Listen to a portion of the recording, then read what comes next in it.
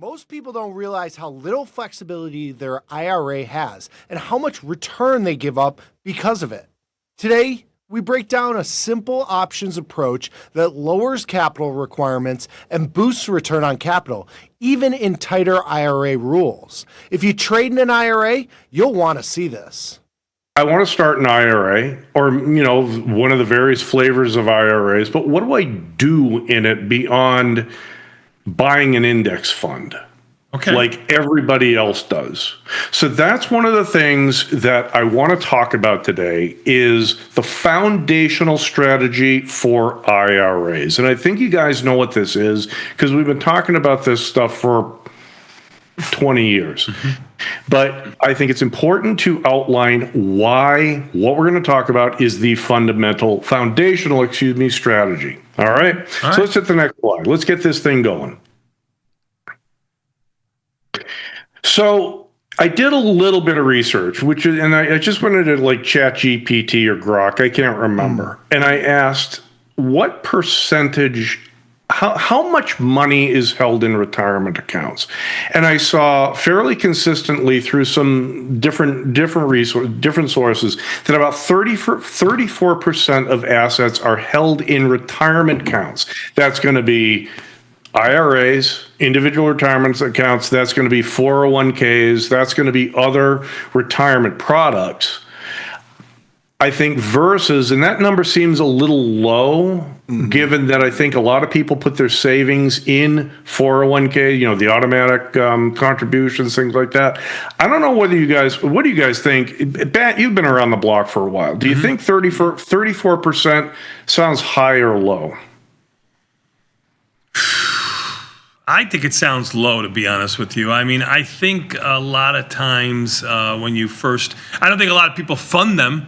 Like, I think that 34% of households is kind of a high number when they think about like funding them year after year after year. I think a lot of people have them. That's but I think a lot of them are dormant. So I think this is I think that number is probably a good representation of illiquid, so to speak. Yeah. Of like stuff that's just passive, like passive value. Yeah. Like I don't think, that 34% seems about right, but it's probably all in stock that's going to be sitting there for another mutual 25 fund, Or let's say, are they including people's houses, real estate, things like that? Sure. Because I do know just from talking to people sock away a lot of money in people's basic retirement plan is their 401k. Yeah. That's for most people.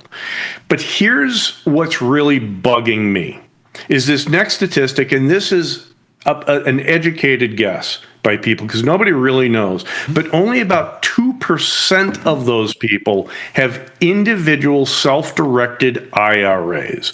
In other words, they've got their 401ks, maybe they rolled over money into an IRA with a money manager or something like that. Only 2% of them opened up an IRA, put some money in, transferred some money in, and started trading. That is pitifully low. Yeah. I don't think there's anything.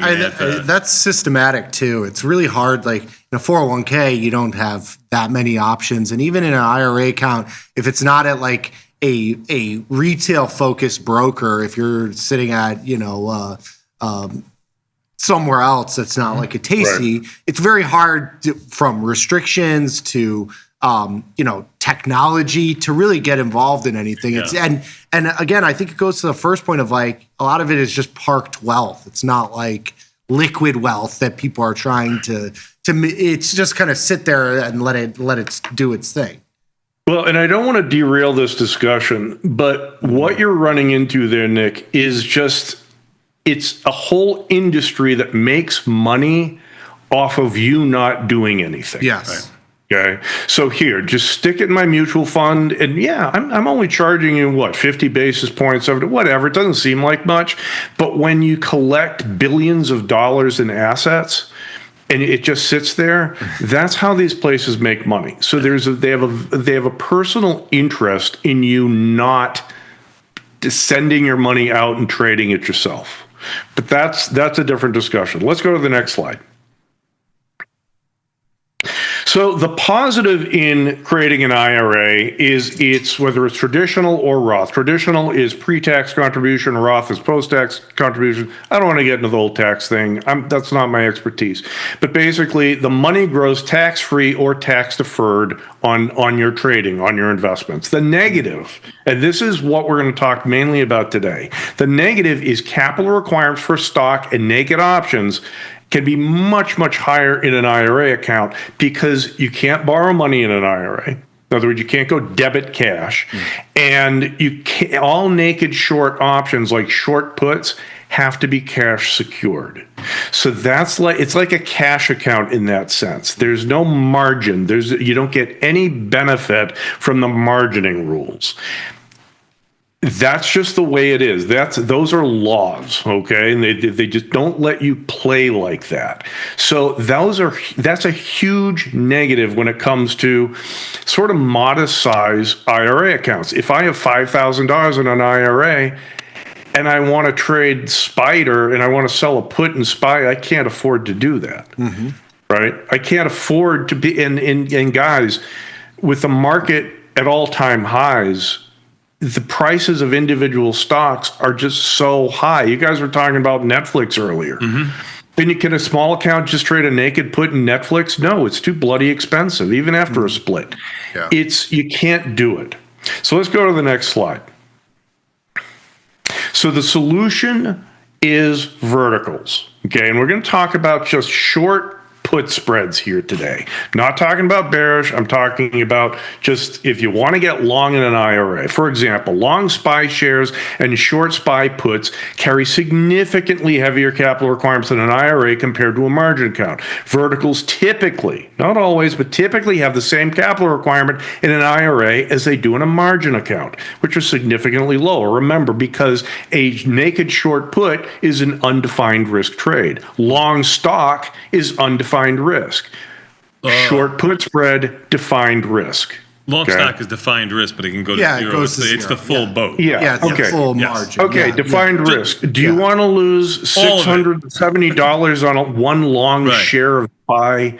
Yeah, it's defined risk until your account blows up. Sure. Okay. Sure. So that's the point. So here, what we have, long SPY, we have capital requirements on the right-hand side, and margin account versus IRA. For SPY shares, $684. If you buy 100 shares, $34,000 in a margin account, $68,000 in an IRA. Short a put, in margin account, $13,000. That IRA, the margin requirement is the strike price. Okay, $67,000 to sell that put. But 67, 68, 76, 78, 676, 678 put spread in SPY, taking a 60-cent credit. And I don't care. I'm not talking about Ivy Ring. I'm not talking about expiration. I don't care. I take in 60 cents. The margin, the capital requirement in margin account, $140. IRA, $140. Okay. This is why a put spread is a foundational trade. Yes. Most people can do these things.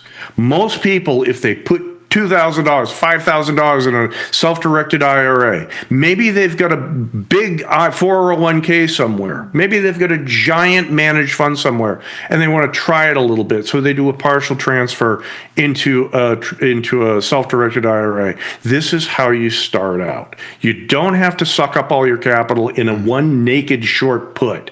You can manage your capital, have a higher probability of profit, just selling that put spread. Let's go to the next slide.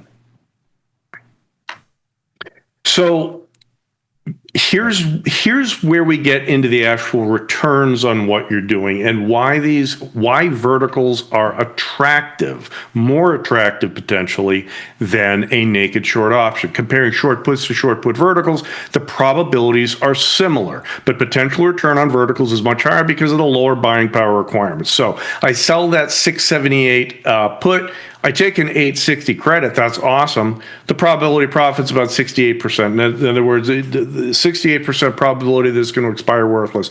But If I take that $860 max profit and divide it by the $67,000 margin requirement, my return on capital is 1.2%. Slow. Okay. So if I do this once a month, yeah, okay. So if I do the 30-day option, great. Okay, that's fine. But if I sell the put spread for 60 cents, and oh, by the way, Nikki, I can do this if I have a $5,000 self-directed IRA. My return on capital is, let's do the math. $60 over $140 of buying power requirement is 42% return. Now, I'm not saying that I'm not saying you're going to make 42% return every year. That's not what I'm saying here. You still have risk. If the stock goes down, if the S&Ps go down, wait a second. If the stock goes down, you're going to lose money on your short put spread. You're also going to lose money on your short put. You're also going to lose money on your long stock. And by the way, your long index fund too. You're not going to escape losses if the market sells off. But if the market rallies, or if the market doesn't do anything, which is what it does most of the time, your return on capital is going to be higher selling that put spread.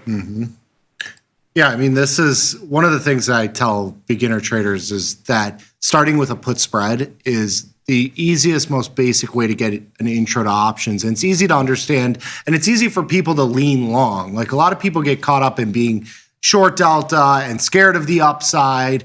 Everybody is fine with being long the market for the most part, like because everybody is, especially an IRA account. We can ask Gronk, see how many lean long. I mean, you really only had long strategy. Yeah, there was nothing else you could do. So this is a good little intro and starting point for people that are looking to do something with an IRA. And you don't have to do it with the whole account, right? You can have 80 or 90% in just long positions and then sprinkle in some put spreads to give you a little bit of a higher potential return on capital over a long period of time. I mean, it's a no-brainer to incorporate this in some way.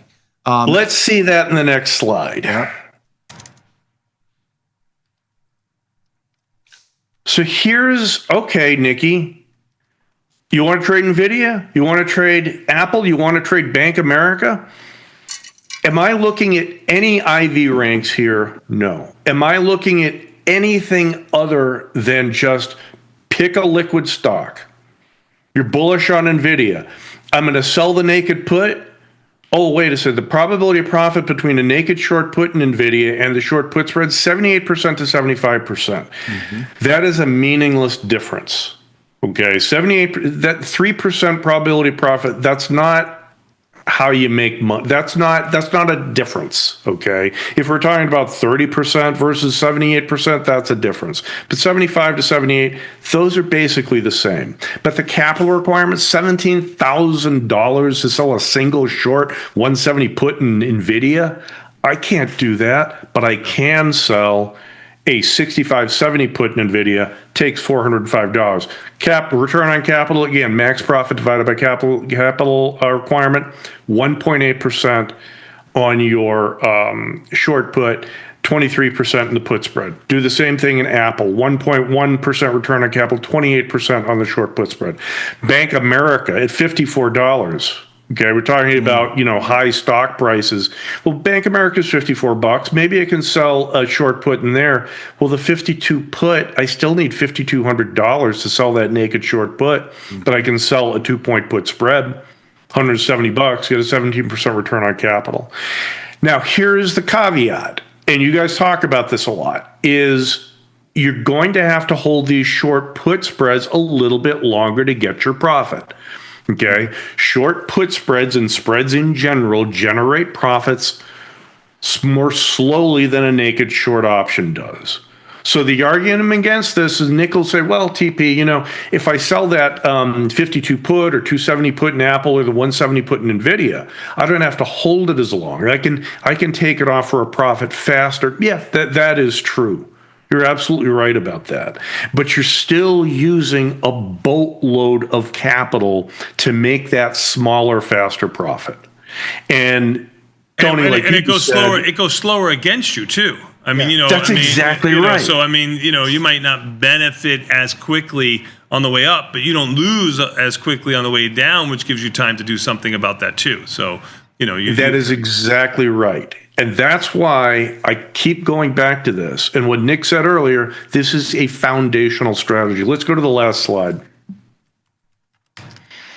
So the takeaways, right? And I could go on and on with the takeaways, but here are just two of them. Verticals can have a higher return on capital if the trade is successful because they have significantly lower buying power requirements than an undefined short premium trade. Okay, we just saw all those examples. These lower capital requirements can go especially far for IRA accounts as their capital requirements for undefined risk trade setups can be steep in comparison to those for margin accounts.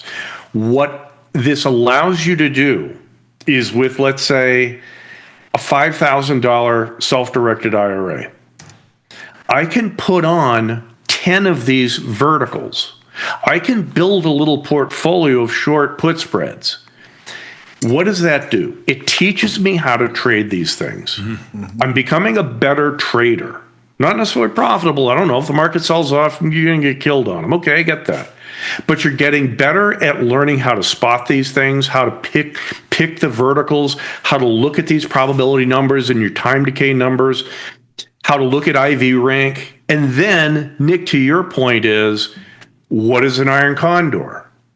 It's two verticals. Mm-hmm. What's a jade lizard? It's a vertical and an extra option. What's a zebra? It's a long vertical and an extra long option. What's a diagonal? A calendar spread in a short vertical. Mm-hmm. Okay? So once you get these verticals, and the IRA is a great place to practice with them, to try them out, then all the other strategies make a lot more sense. Mm-hmm. That, I think, is the biggest takeaway.